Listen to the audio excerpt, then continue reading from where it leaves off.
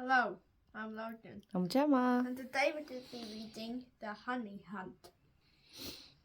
The moon was high in the night sky when the sunbear woke up. He stretched and yawned.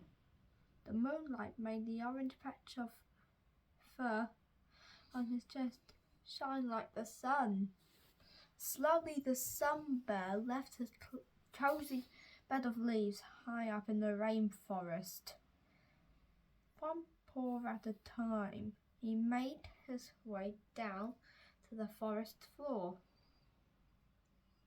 Sniffing, he smelt something sweet at the base of a tree. It was a ripe mango, just waiting to be eaten.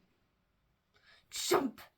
The sun bear had a feeling it was going to be a good night. Maybe he would even come across his favourite food, honey. As the sun bear headed towards a stream for a drink of water, he noticed a hole in a tree. Sometimes holes like that were full of honey.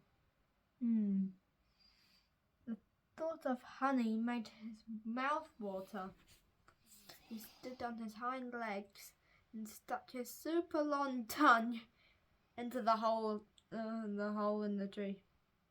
But no joy. When he pulled his tongue back, there was no honey.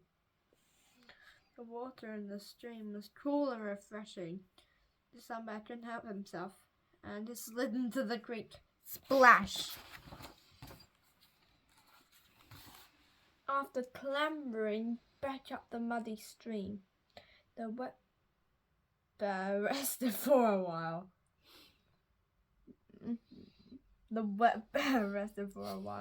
He was daydreaming about what he would eat next when plunk! A big spiky durian fruit fell out of a nearby tree. If that fruit had landed on his head, he would have had a nasty headache. Instead, he got a creamy treat. Talk about lucky. Durian fruit was tasty, but it wasn't honey. So on the sunbear went. Listening to the sounds of the forest at night was one of his favourite things to do. Insects of all colours and sizes hummed, buzzed, and whirred around him. He heard a symphony of frogs calling to each other. Suddenly, there was a whoosh above him. It was a flying frog. This amphibian athlete parachuted from one tree to another, landing on a giant green leaf. The sunbear wished he could fly and leap like that, but the frog wasn't a great honey hunter like he was.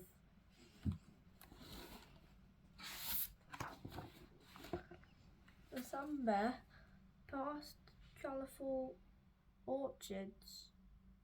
He passed slithering snakes. There were so many cool things to see, and yet his feet were tired. He thought about heading home, but he could not stop dreaming of his favourite treat. So on he roamed.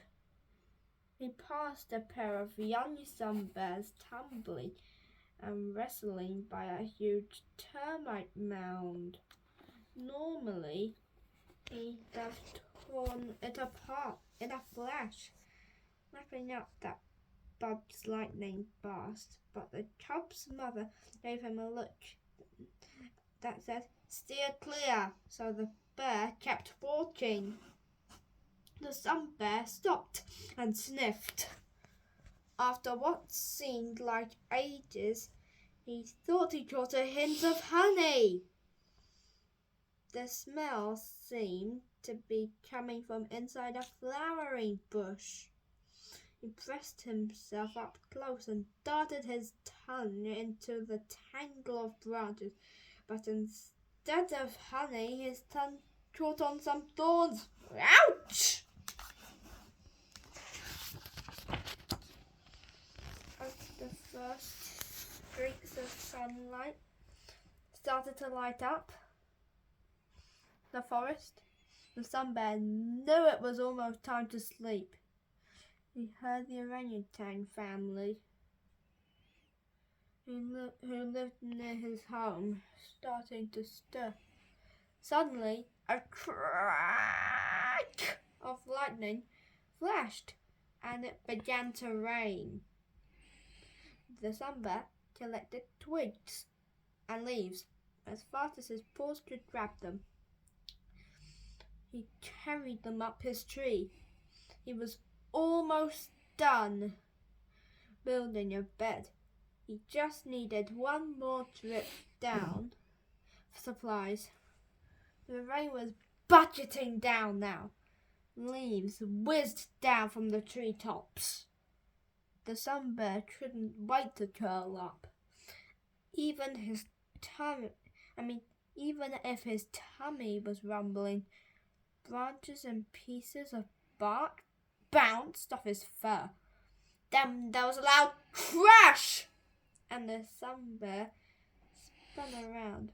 Much to his surprise, whipping winds had knocked a beehive out of the crook of a tree.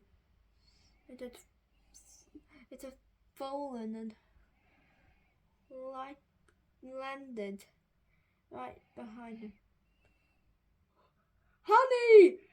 Heavily honey!" He crunched and chomped, licked and lapped.